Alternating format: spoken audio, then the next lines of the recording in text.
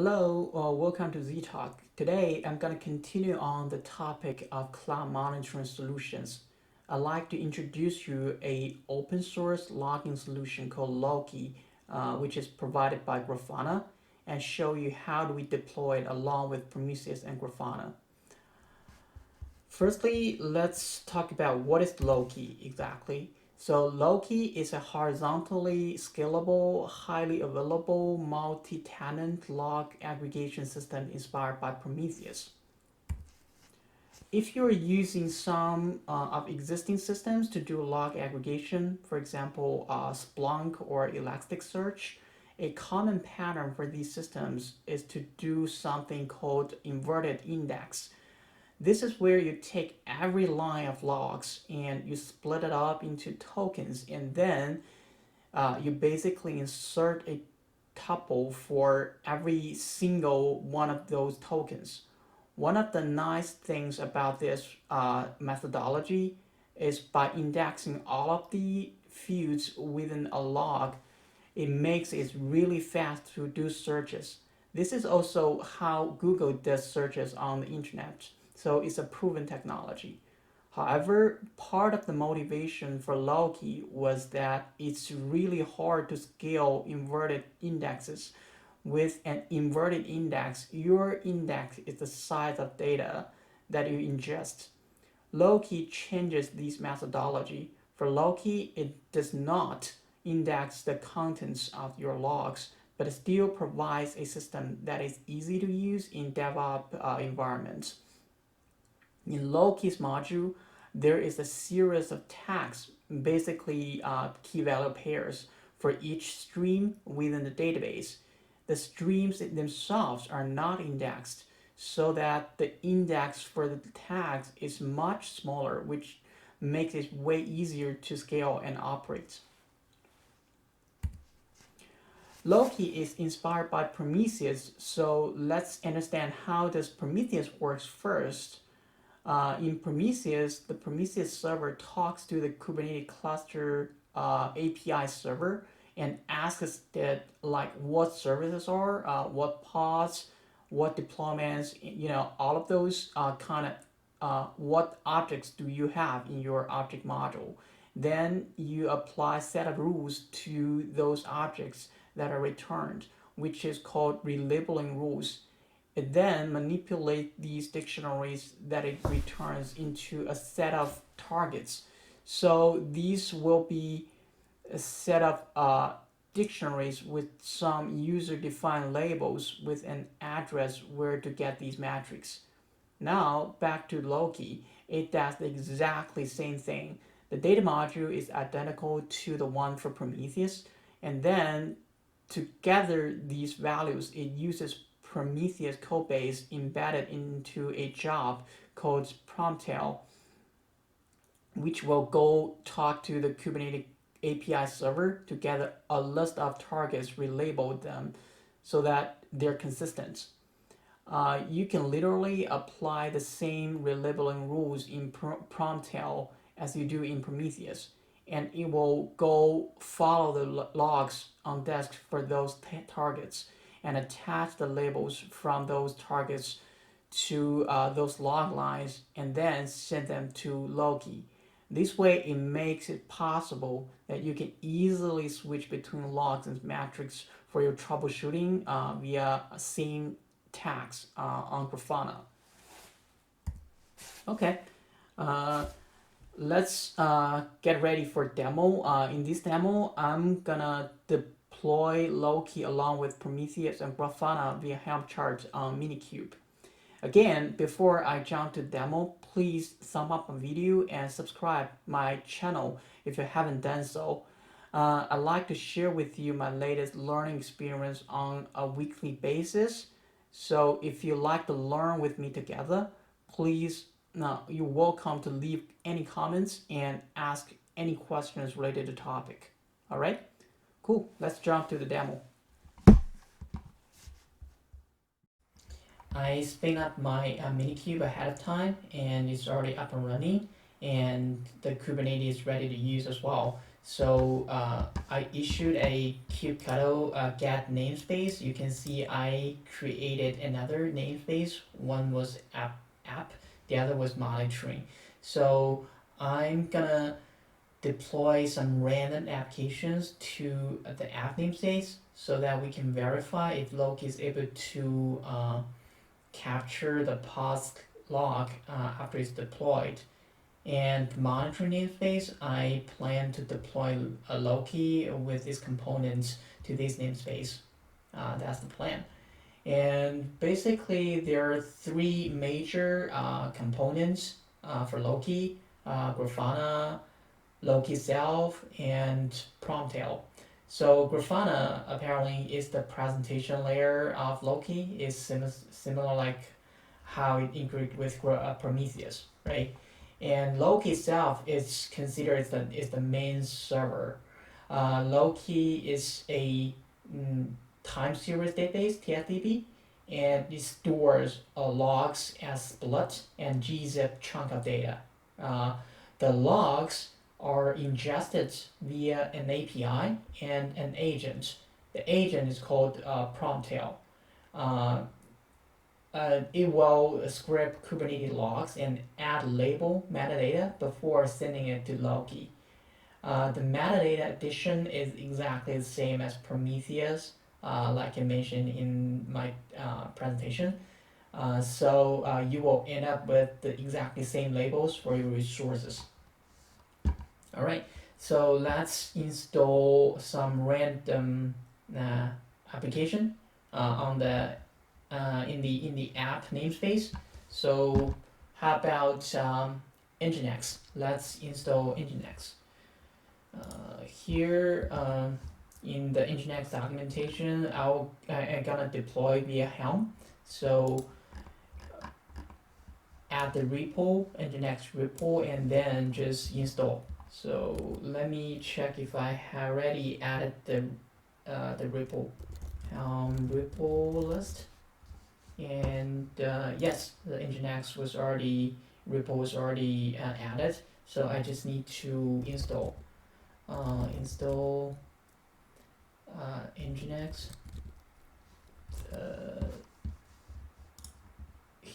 Copy this command, and I'm gonna deploy this pod to app namespace. All right, kubectl get po under app namespace. Okay, so it's running, so we're good. We're gonna use these pod to verify if Loki is able to grab the log of the pods, right? And next, I'm gonna deploy Loki stuff to the monitoring namespace. Again, I'm gonna use the Helm chart. Here, just Google Loki with install Loki with Helm. So here it is direct you to the official documentation, and here we can go to the Helm repository. In the repository, click charts, and you can see there are a bunch of charts. What I'm gonna use Loki Stack. Basically, it's packaged up all the important Loki component together. So let me click that and take a look values. So you can see here the Loki by default is enabled, prometheus is enabled, Grafana and fluent bit is false. So what I'm gonna do here, I'm gonna enable Grafana along with Loki and prometheus, and let's do that. Jump back to the documentation of Grafana for installing Loki with Helm. You can see it lists out different options of customization. For example, this one, Grafana Loki -stack. This is the chart that I'm gonna use, and it gives you options to enable persistent volume here. So basically, what persistent volume does. So once it's enabled, all the configuration or data that stored to your pod will not be lost for any reason. If the pod gets destroyed or redeployed, it will not be affected. That's what's persistent volume for. But for my demo, I don't need that. So I just need to enable Loki along with prometheus and Grafana. So also, why don't we also enable Prometheus since it's already there? So let me just copy the first part of these customization or these deployment command and try it out. So let me jump back to my terminal and run that under monitoring namespace.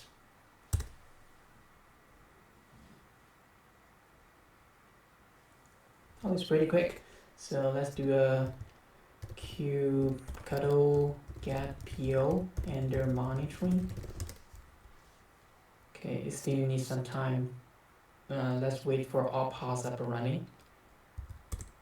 Okay, cool. All pods are up and running now. So next, I'm gonna get access to Grafana to make sure Loki is connected to Grafana so that we can review logs from Grafana, right? So what I need to do, I need to kind of modify the services of Grafana so that I can get access. Basically, what I need to do is I need to change the type. Let me go to kubectl get svc monitoring, and let's edit the one for Grafana.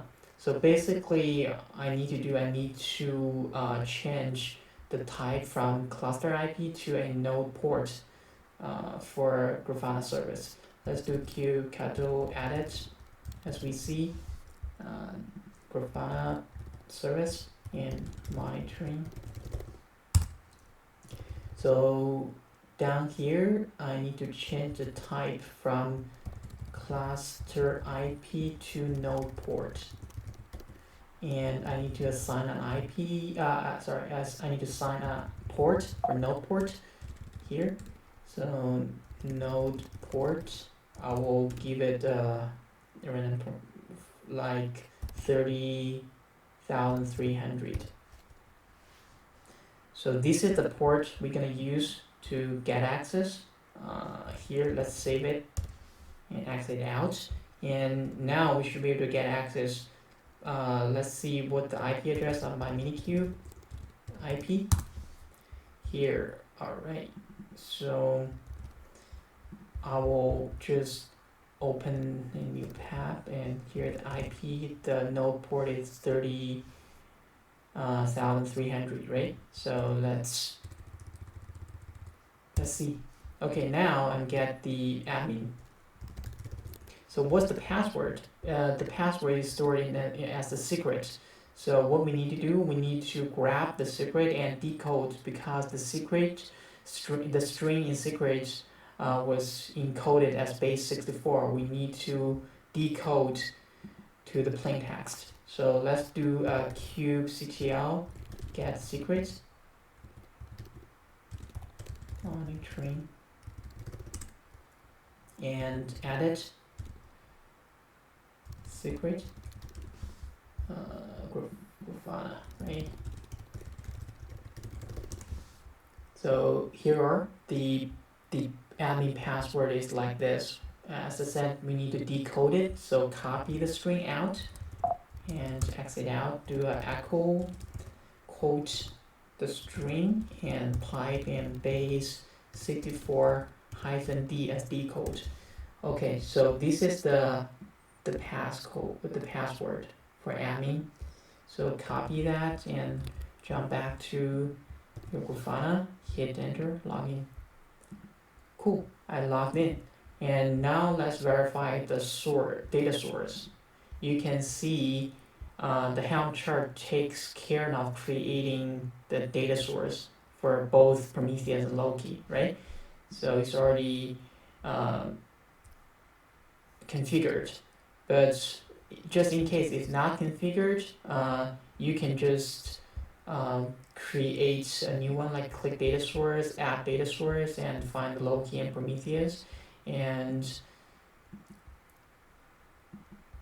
just put in the URL here with the port 3100, which is the default port for Loki. So because this pod is running in the same Kubernetes cluster, so the internal DNS works. You don't have to put in IP. You just put in the name of the pod. It should be good. All right. So let's do a explore, and you can see explore the data source Loki, and I click change from matrix to log, and log label and pick one. You can see here Nginx. That was the random application we installed in the app namespace, right? Click that, so we should be able to see some logs coming in here, right? Pretty good.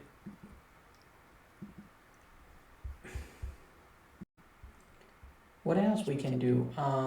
Let's see if there are any cool preview dashboards shared on the Grafana repo.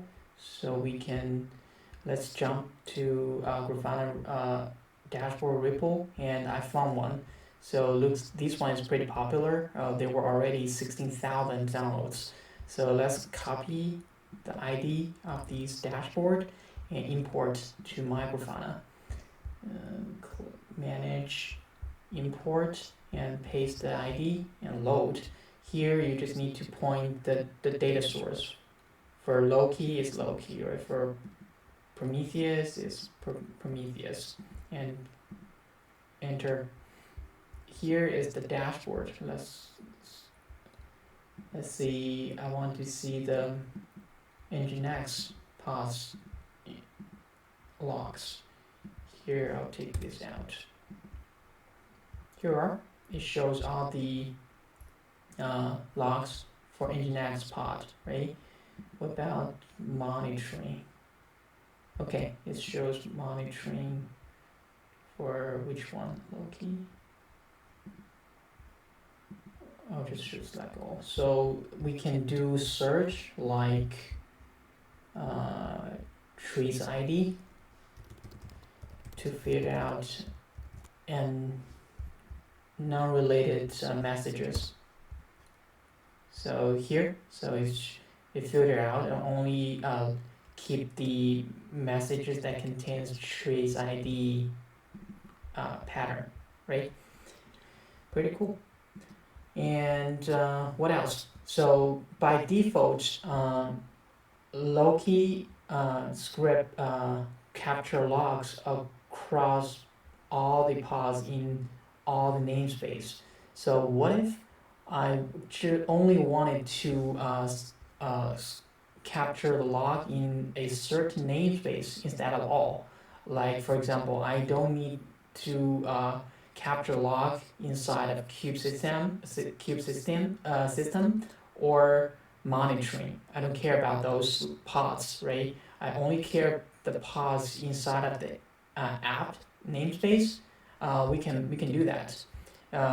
Remember, the log scripting is taken care of by prometheus components, right? That's what we need to look into. We need to look into the config map for prometheus. So here, let's just do a kubectl get config map monitoring. Here we need to take up this guy. So kubectl edit config map prometheus. And you can see here it's all the scripting configuration is listed out there. So let's do some modification for, we're gonna do that. We're gonna do that for which job? We're gonna do that for app, like this job. what we can do, we just enter the relabel config. We can add a additional stanza. So we're gonna call that source label. Action will be keep. We only gonna keep script the pods inside of app namespace, right? So we're only gonna keep app namespace. So action is keep, and resource label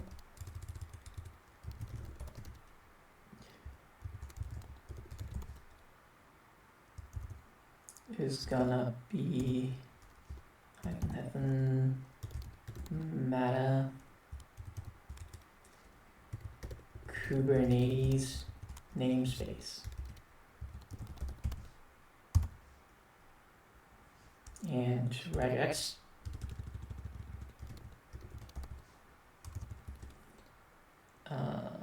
app. So basically this section of code tells Prometheus I'm only gonna script paths inside of these namespace. Keep for the rest namespace, just don't worry about it. Only do this for these namespace. All right. So let's save it. See what it looks like.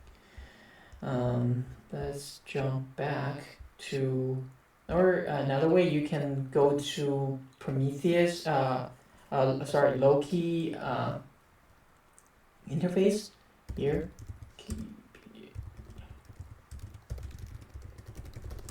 Let's jump to the prometheus interface. Pour forward prometheus. Port it's 3101 and monitoring. Cool. Let's jump to that. Here, localhost 3101. Okay, here it's a interface for prometheus. It shows the scripting information, right? So here to the targets, we did the change for app, right? So now it's supposed to only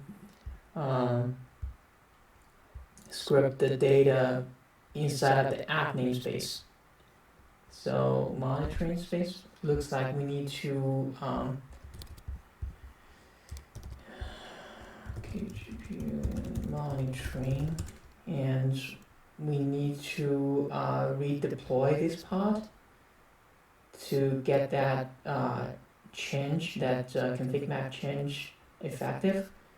I'll do q delete po and prometheus. I'll redeploy this prometheus. Just remember, like these job is scraping 8 pods. Let's see after that what it looked like. So kgpo monitoring is getting redeployed. Let's see. Okay, it's keep crashing. Let's take a look to log what's going on. kubectl log -f.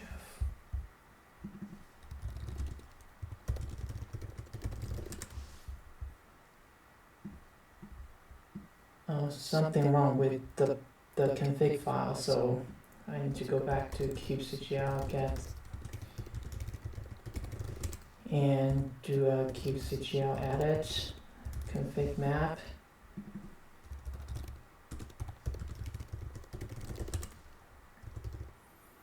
Let's see, I modified this job, right? App. Where's that job?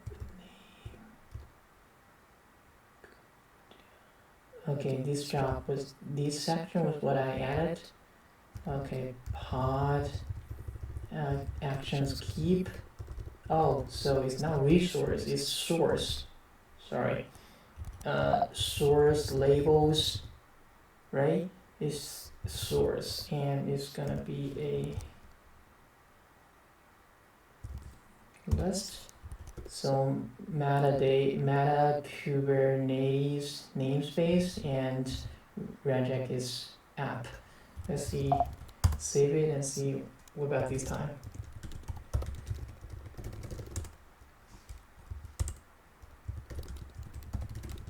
I'm gonna delete it again and see if it's able to start it up.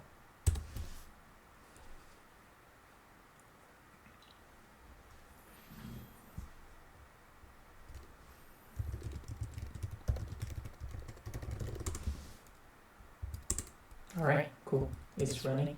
So let's give it a little bit of time to wait for this pod up and running. So it's still 0 out of 1.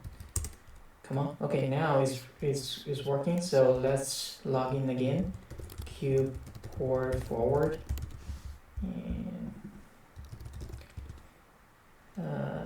9101. So let's see. Localhost net 101. And here we are. Right? So if you remember previously, there were 8 pods being scrapped out of this job. Now it's limited, it's restricted to the logs only in app namespace. Right? Pretty cool. That's pretty much it. That's all the I want to share for this session. I'm gonna continue on for the next session to share more about Lokis. Thank you very much. Alright, thank you for watching my video. If you think this video is helpful, you're more than welcome to leave any comments. Remember, thumb up, subscribe my video, and also hit the notification bell. See you next time.